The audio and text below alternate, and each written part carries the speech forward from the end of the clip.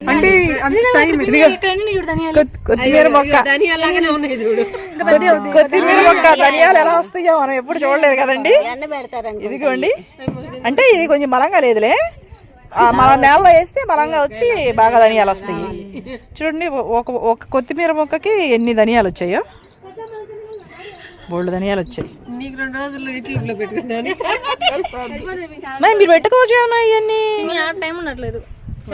చూడు ఎన్ని ధనియాలు. కొత్తిమీర మొక్కకి ధనియాలు ఎలా వస్తాయో ఇదిగో నేను ఫస్ట్ టైం చూస్తున్నాను ధనియాలు. మేము కొత్తిమీర పూత అంటే కొంచెం పర్లా చేసుకో, అప్పుడప్పుడు కొత్తిమీర మొక్క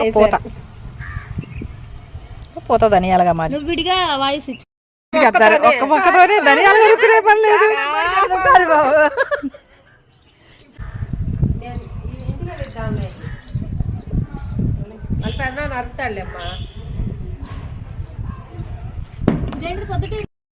సీట్స్ ఆర్డర్ పెడితే అయ్యో వచ్చినాయి అవన్నీ